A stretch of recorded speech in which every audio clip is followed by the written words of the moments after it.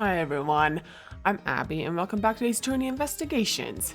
Now, last episode we started investigating in the hallway in Turnabout Reminiscence. And we're gonna have to cross-examine the judge now, yeah?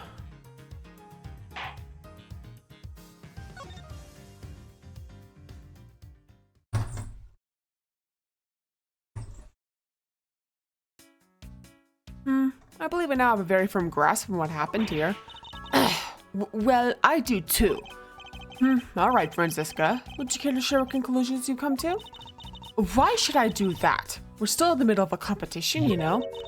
We should be checking to see if your conclusions are wrong first, so you go ahead. It's almost cute she's going this far to ensure that she wins. Almost. Very well. But first, we need to pay his honor a visit to correct his testimony.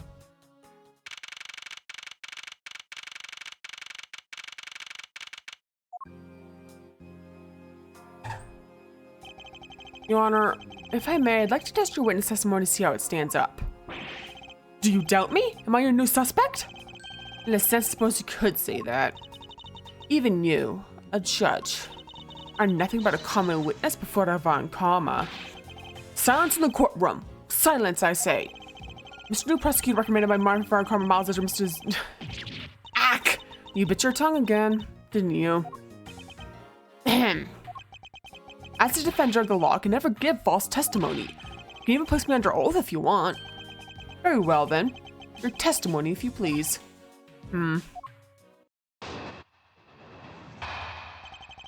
Yeah, Judge is still as wacky as ever.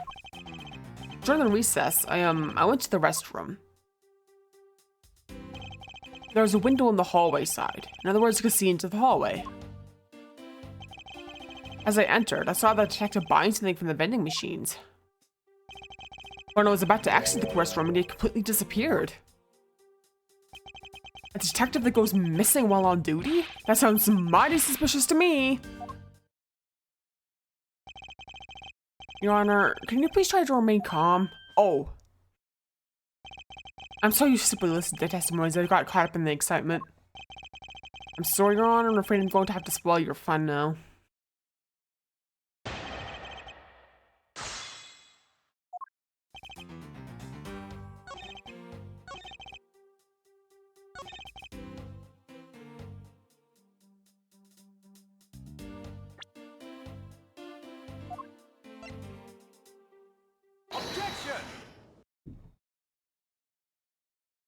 What was that figure wake for, Mr. Edgeworth? Don't you know it's rude to share an objection while someone is giving testimony? Huh. You truly are a man of the law, and you must always be vigilant. For example, never let opportunity to share an objection pass me by. Miles Edgeworth, it's one thing to be passionate about your job, but this is real life. This is what some people may say is a pot calling the kettle black. Your Honor, I wonder if you might take a look at this for me. What is that filth? How dare someone dirty the hallway bench like that? Who is this culprit? The party is hereby found guilty of uncleanliness. If you must know the uncouth bench sillier, has already been placed under arrest thanks to your earlier testimony, Your Honor. Oh? Well, that's good, but who was it? You're able to discover something from the smudge on the bench. Namely, Detective Gumshoe's fingerprints. Not happened with committing just murder and go and dirty the courthouse too? Guilty! Your Honor, please calm down. While it's true that the detective is the one who made the mess on the bench, we have not yet established this action is related to double murder. What do you mean? I believe the detective bought a pack of Swiss rolls from the vending machine, and then promptly sat down on the bench to eat one.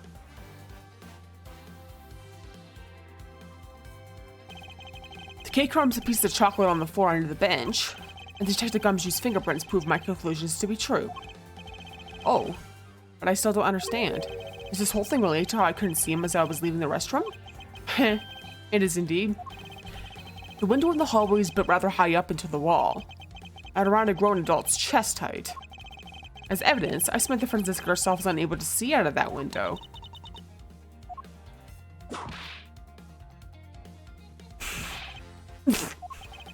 I know I shouldn't have used her height as evidence.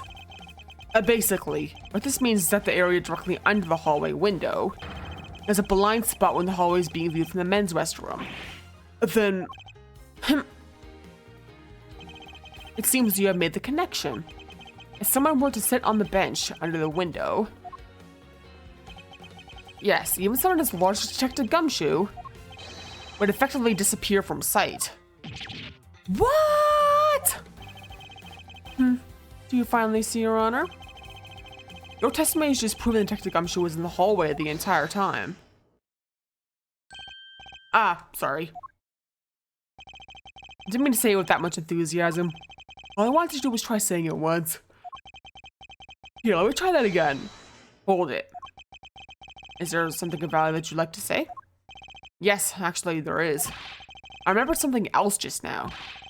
Mr. Edgeworth, please allow me to testify to the court one more time. Even if you overruled him, he'd just keep on talking, wouldn't he? Might not be a bad thing. More info the better in a perfect investigation, right?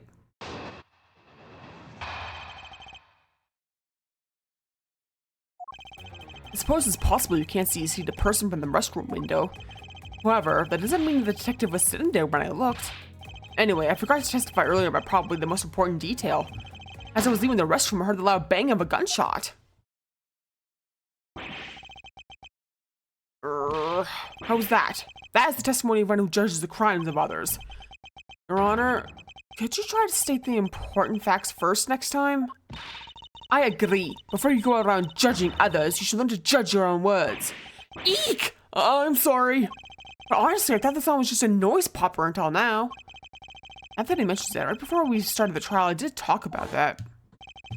Oh, by the way, was there someone celebrating a birthday during the recess? I could have sworn that I heard a popper going off. How to think of it? The other day with my grandson. The most critical point in this argument is when did the judge look into the hallway? Whether it lines up with when the gun was actually fired. Your Honor, if I may, let's clarify a few details in your testimony.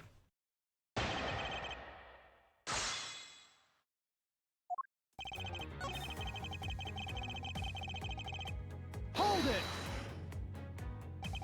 As we established, you went to the restroom during the recess. However, at what point in the recess did you look into the hallway? Took over a recess to handle the charge of prosecutor paperwork. Maybe about 20 minutes until we reconvened? Yes, that sounds about right. Just as I suspected. What were you expecting? I demand you know what that all-knowing smile is for. Your Honor, that statement you made just now is very important. I'd like for you to append it to your testimony. Alright, if you insist. Let's see, I looked into that hallway about 20 minutes before we were to reconvene.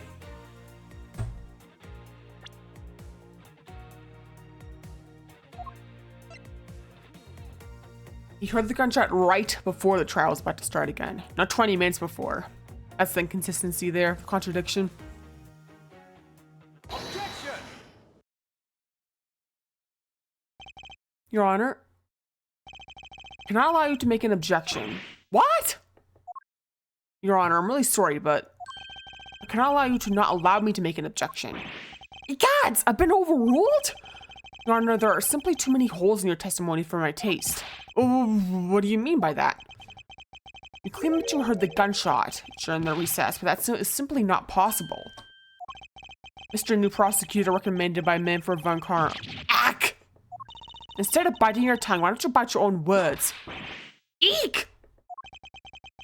I see you have no mercy for the elderly either, Francisca. Don't talk back to me unless you want to be whipped in the back. With your height, you need a stepladder or 4 to accomplish that. Mr. Edgeworth, my ears are not that far gone yet, I'll have you know. I can still hear just fine. I heard the sound of a gunshot loud and clear with my own 2 ears. Your Honor, I have here an interesting bit of testimony. It's from Detective Bad.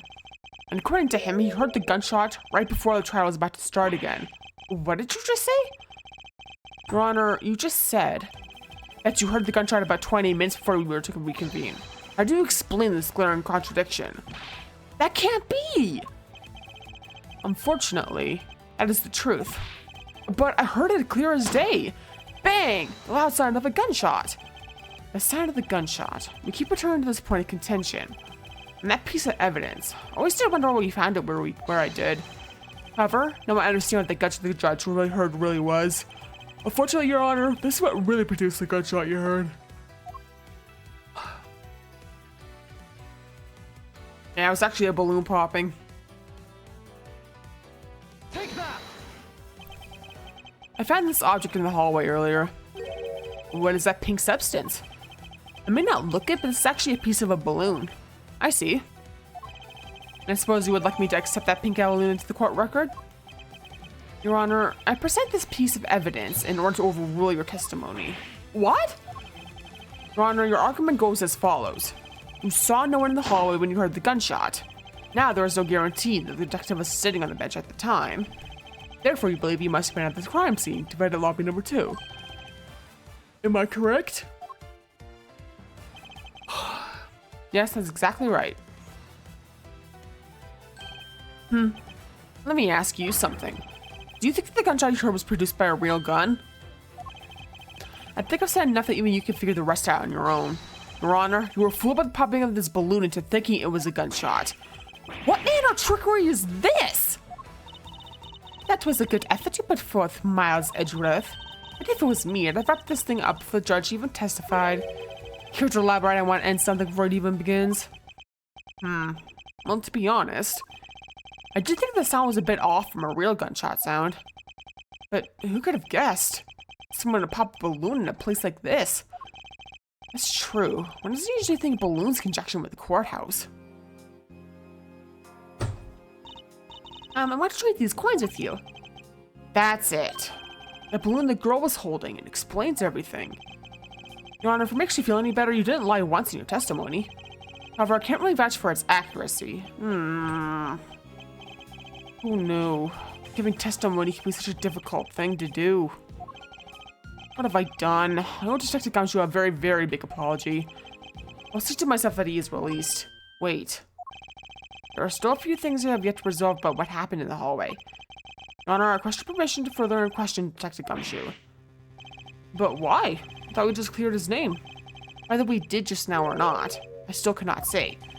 The only thing I can do for now is to continue my quest for the perfect explanation. And to that end, I must resolve the remaining issues pertaining to the events that occurred in the hallway. Very well. Bailiff, please bring Detective Gumshoe into the courtroom. I must fulfill my mission and find the perfect explanation to this case.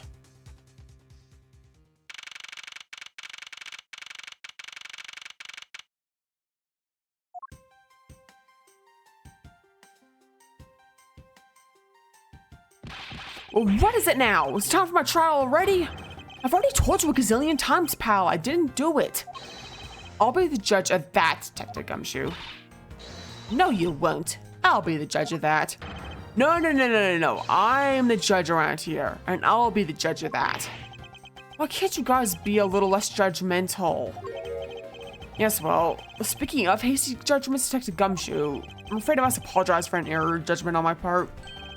Your Honor, I don't believe you should apologize just yet. You've yet to prove he's completely innocent of this crime. I guess so. What are you guys talking about? In any case, I would like you to testify as to your actions while you were on guard duty. And please remember, you are not on trial. It's all just a part of the investigation. As such, you may still be found to be innocent. However, if you should give false testimony... Yow!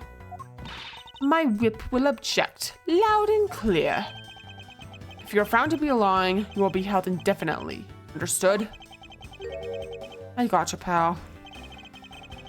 Thinking back on the state of the crime scene and the judge's testimony, it's obvious Detective Gumshoe was lying. If I can't break his lie, then we never get a break in this case.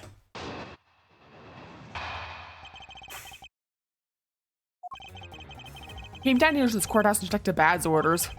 As soon as I got here, he ordered me to stand guard in front of lobby number 2. From that time on until I heard the gunshot, I was in the hallway the whole time. On my honor as detective, I swear it wasn't me, pal. He's still singing the same tired tune. In that case, we'll just have to change the melody.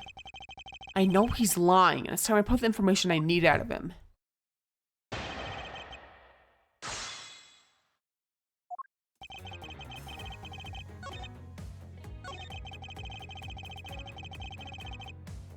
Hold it!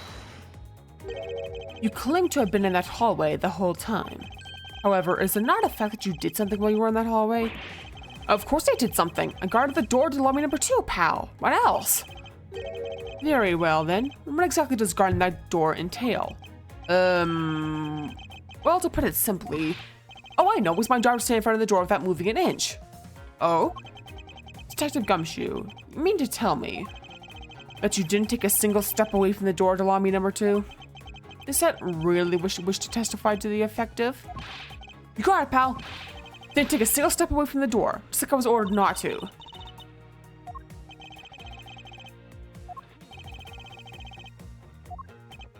Why is everyone so quiet all of a sudden? Because we are all in shock and in awe of your utter stupidity. Scruffy, if you're going to lie, at least tell us a more believable one. Youch! But I'm not lying. Sure, I'm gonna bring this separate testimony to a close. And tell her the gunshot I didn't take a single step away from the lobby number 2 door.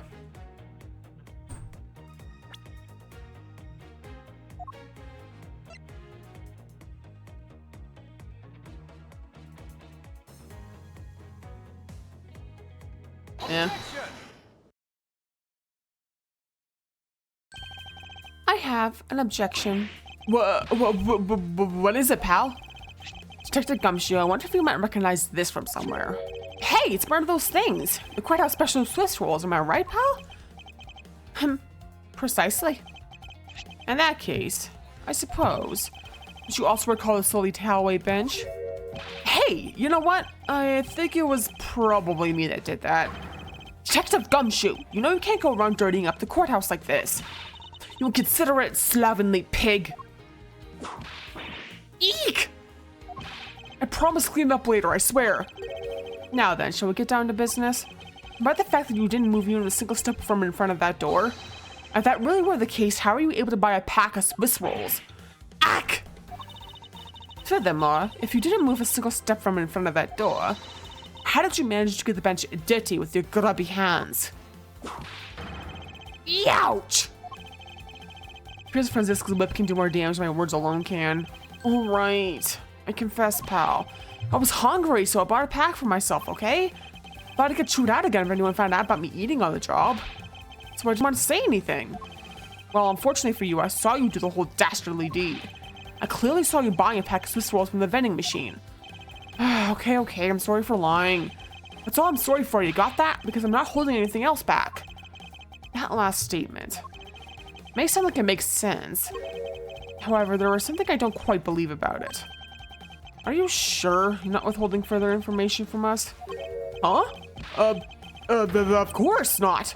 I've got nothing else to hide, pal. Oh, if only that were true, Detective Gumshoe. But it is true, pal. I swear there's nothing else. Detective Gumshoe, I'm sure you are aware of the price of a pack of Swiss rolls, correct? Huh? Remind me again, pal? That vending machine out in the hallway is selling packs of 2 Swiss rolls for $6 a pack. And yet, according to you, we didn't have any cash on you until you cashed your $5 annual bonus check. Isn't that right? Oh. Let me ask then, how did you manage to purchase a pack all by yourself? Can you provide me the proper explanation to that? Ah, I told you I bought it by myself, pal. There wasn't anyone else in that hallway with me, so no one else could have helped me buy it. Wait, don't tell me. You got some kind of proof that there was someone else in the hallway, don't you? Correct. As if you could. I mean, what are the chances of that? Wait, you do? Of course I do. What? How? What proof do I have that there must have been someone else there in the hallway?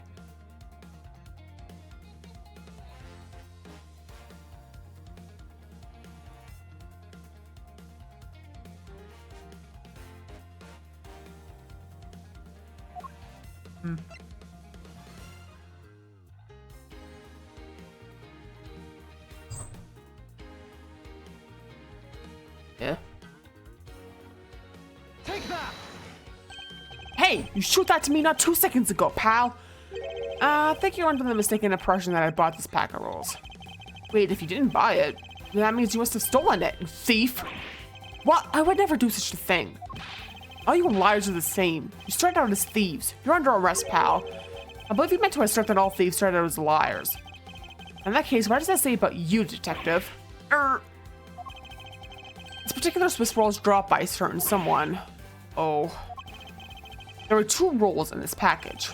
You ate one of them, but you then gave the other one to a certain other person, didn't you? No way, pal. You got it all wrong. Ate both of them.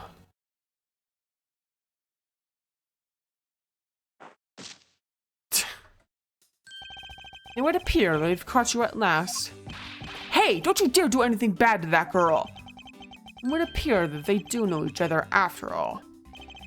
So, why do you continue to come up to me and kick me? Have I wronged you somehow? I have a name and it's K. K what? K Faraday. Faraday? Are you perhaps Mr. Faraday's daughter? I'm not a you, I'm K. K. You know, good little girls don't kick other people. Especially not hard enough to leave big nasty bruises like the way you do. Well then you shouldn't have put Gummy under arrest, mister. Gummy? I guess that she's talking about Detective Gumshoe. What a cute nickname you've given him. Gummy didn't do anything wrong. Okay. It appears I wanted to speak with her in a bit more detail. Roar!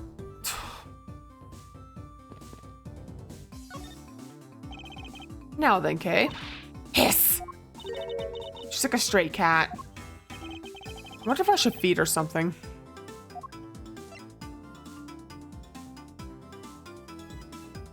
Take that. Okay, I promise to give this to you if you calm down. Oh, a Swiss roll. It really belongs to you though, doesn't it? Yeah, I was saving it for Daddy. Oh my. Your father, he's... Ah! Don't you say another word, pal! She doesn't know yet! Thanks for watching out for me, Gummy. But I already know about Daddy. I overheard the guards talking. About how Daddy's... He's not here anymore. I'm sorry. Sorry I couldn't protect him. Okay. I'm not gonna cry. I'm not gonna cry. Poor girl. It's alright. Let it all out. Your father just passed away after all. I myself was also involved in a case at this courthouse when I was a child. A case in which my father, who was a defense attorney, passed away. All of my dreams of becoming a lawyer were crushed into fine ash on that nightmarish day. Even now, the wound festers deep in the depths of my soul. Ever since that incident, I've dedicated myself to locking away every criminal I can. And now, to have this happen right in front of me. This child, I feel a certain shared fate, a common bond between us. Miles Edgeworth, what sort of gentleman are you? Are you going to just stand there and watch a lady cry? Ah, you're right. Sorry about that. Okay, here, how about we use this handkerchief here and dry your little eyes? Not for that! Don't blow your nose on that! I feel better now. Thanks. Poor girl, though. Okay, are you going to be alright? Yeah, I'm already alright. Somehow I highly doubt that, but I'm not going to push it. I promised Dad you'd never cry in front of strangers. And you're a good kid, aren't you, Kay? You always keep your promises, right? That's right. Even if I can't see Daddy anymore, I'm still going to keep all my promises. You're a very brave girl, Kay. You're a very good child for keeping the promises you made to your papa. I'll even testify that you didn't cry, just for you. Thank you very much, lady. It's nothing. I'm only telling you the truth after all. It would appear that because her father was a respected prosecutor, I was just sympathetic to Kay's feelings. Yeah. Kay, what kind of person was your father? Daddy was a hero of justice. His job was to catch all the bad people in the world. So to you, a prosecutor's a hero of justice, huh? I suppose we are in a sense, as we are the ones who seek guilty verdicts for criminals. Plus, you know what? Whenever it comes to the courthouse, Daddy would buy me my absolute favorite treat, Swiss rolls. Oh? I want to be a hero of justice someday, just like Daddy. So I've been working really hard. I see. What have you been working hard on? We're working hard to keep all the promises Daddy and I made together. A promise notebook. May I take a look inside, Kay? Sure, okay. Appears to be an exchange diary of sorts between father and daughter. It's Faraday's writing conveys a sense of the kind of man he was. This little notebook just might come in handy later. Thank you for showing it to me, Kay. Hope you continue to work hard and become a hero just like your father. I'm gonna try. Hey, Kay, so I'm the detective that catches the bad people, right? It makes me a hero too. Yeah, you're really cool too, Gummy. Yeah, aren't I, Kay? I'm just with the two of them. I hand down verdicts of justice that makes me a hero too. Yes, and thanks to your oh so heroic testimony, you almost painted the detective as a vile criminal and sent him off to jail. I'm really sorry about that. Gummy is not a bad man, okay? That poor judge. He's being treated like a vile criminal rather than a hero of justice. And Percy and Detective Gumshoe are good friends, Kay? Yeah, we're friends. In that case, would you mind telling me a little more about him? So I take it that you ran into Detective Gumshoe earlier. Yep. I was on my way to see Daddy when I saw Gummy standing there. He was standing in the hallway staring really hard at the vending machine, so I said hi. And when was this? Huh? Oh, before everything got crazy. How long were the two of you together? You only talked for a little while. And then we went our own ways. That's right, pal. Kay and I only talked for a little while, and that's it. Oh? Which means you've not confirmed the Kay was in the hallway during the recess. Isn't that right? Ack! You got me. I told you to stop picking on Gummy, mister. Very well then. I'll just have to speak with the good detective in private later.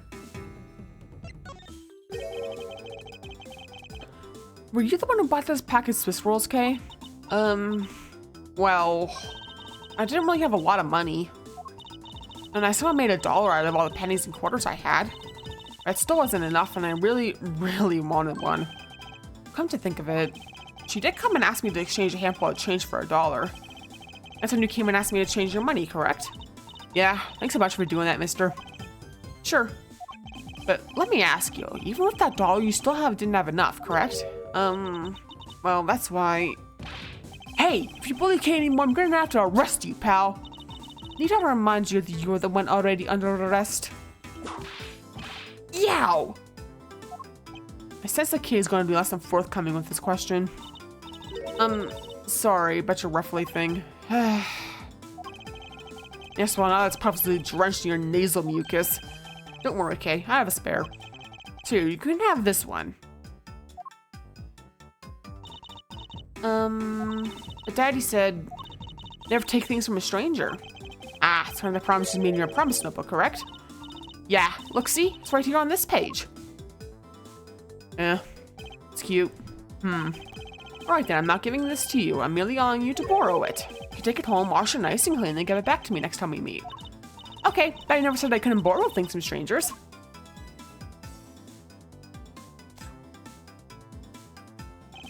Now then, Detective Gumshoe.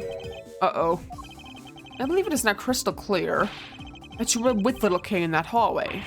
Oh. Grr, I told you to stop being mean to Gummy. Miles Edgeworth, there is still something you have yet to resolve. I beg your pardon? You still haven't offered an explanation for why that man would lie to us.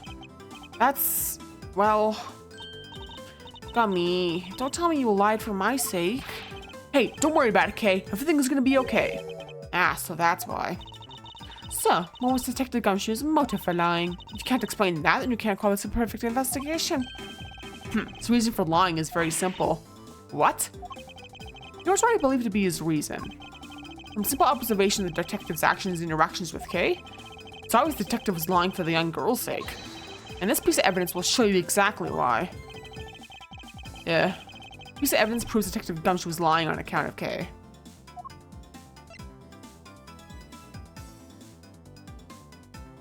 We just discussed this, yeah? Never take things from a stranger. Yeah. Cute though. Little promise in the book that's really cute. Yeah, but never take things from a stranger. I promise one. And since technically speaking, Gumshoe was a stranger, yeah, that's why he was trying to lie to cover for her. Take that! Mr. Faraday and Kay's promise notebook? How does this explain anything? Take a look at this page. It's clearly written that Kay should never take things from a stranger. When Detective Gumshoe heard about that promise, he tried to cover for Kay. What a foolish fool of a foolish reason for a fool. Yow! Gumshoe, you lied because of me, didn't you? Because I'm your friend, Kay. That's why. Gummy. At long last. Detective Gumshoe, can you please tell me the whole truth now? This is no beating you up, pal. Okay, I'll spill the goods. Been standing guard for a while. I was getting really hungry and that snack vending machine was taunting me. But all the cash I had on you was $5, and that wasn't enough to buy anything, right? After all, the cheese beside the machine is a $6 pack of Swiss rolls. Yeah, but then, like an angel from heaven, Kay showed up. I was thinking about sharing a snack with Daddy, so I wanted to buy a Swiss roll, but I only had about $1 in coins. So we put my $5 and $1 together, and bought a pack of Swiss rolls together.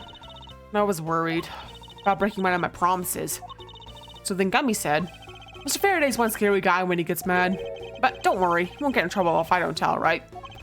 Besides, he bought it with me. So you didn't really get it from me, you know? He told me it'd be okay. He gave me a whole roll to save and give to Daddy. Who knew that Scruffy could be so considerate? Indeed. Detective, I take it that you then sat down on the bench and ate the rolls together? Yeah, we split up the other roll and ate it right then. Sweet taste of that cake's chocolate. I'll never forget as long as I live, pal. Anyway. Can you believe this also belongs to you? Oh, that's from the balloon I popped. It's bad manners to leave garbage lying around, Kay. I'm sorry. Well, I guess I can't blame you for not throwing this one piece away. It was sitting high up on a windowsill, but you couldn't see it. So just this once, I forgive you. But that balloon, I wanted to surprise Gummy a little, so I popped it on purpose. And because of me, Gummy dropped his half of the Swiss roll. Wow, it really got me there, pal. So I thought maybe I should give Gummy this other roll. And then I saw you picking on Gummy, mister. So you kicked me, is that it? You sure are a feisty one. I'm really sorry, mister. It's alright, perfectly unarmed. And about this Swiss roll, would it be alright with you if I held on to it until Detective Gumshoe is cleared of all charges and free to go? Yeah, sure. Just make sure you give it to Gummy afterwards, okay? Of course, I promise. Now then, I believe we have proven beyond the shadow of a doubt that Detective Gumshoe was in the hallway for the entire duration of his duty. Which undeniably proves Detective Gumshoe could not have committed the double murders. Objection! Actually, it proves just the opposite, Edgeworth. You've just shown Detective Gumshoe is the only one who could have committed the crime. What do you mean? It's quite rude to eavesdrop, Miss Yu.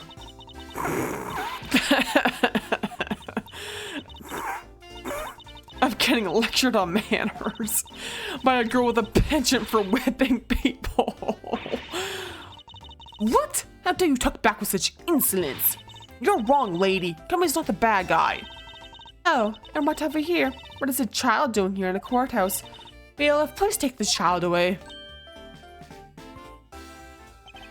What? Miss Callisto, you? That girl is Mr. Faraday's. I know. So what? You think just because she's the victim's daughter, she gets to just run wild all around the crime scene? I think it's actually quite dangerous for her, so to speak, nothing of getting underfoot. I suppose you're right, however. As long as we're in agreement on that point, let's get back to the real issue at hand. Now then, detective, you were in front of the door to let me number 2 the entire time, correct? Yeah, but... You see? Isn't it obvious it could only be the detective? He is the only person who could have gone into lobby number 2 at the time of the murders. Ugh. I have no counter-argument to that. Don't worry, I've already put in the necessary paperwork for his formal arrest. But the investigation is far from over. Oh, that's right, I was going to speak with you about that. Don't you think it's reckless to talk to the suspect out in the open without a guard? I suppose it is. Well, as someone with more experience in law than you, allow me to share something. Always keep a good eye on a criminal you may regret what comes to your negligence. Ugh, Miles, can't believe you're letting this woman lecture you like this. This is unforgivable as a disciple of the Von Karma. Down, Tigress. Yeah, then I'll be looking forward to the results of your investigation. So we're back to square one. Actually, this is our last chance. Can tell that if we fail to solve this case, Detective Gumshoe will be formally charged under all the circumstantial evidence. This investigation's not over yet. There's still one location we've yet to inspect. No Detective Bad and Miss you were at the time of the crime. Lobby number 1. Yeah.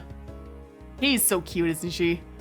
And, yeah, it explains some things. Not everything, but some things about what we've seen of her so far in, the kidnap turnabout. Because, remember how she was, sympathetic to Lauren for seemingly killing her father? That's why, because she lost her own father.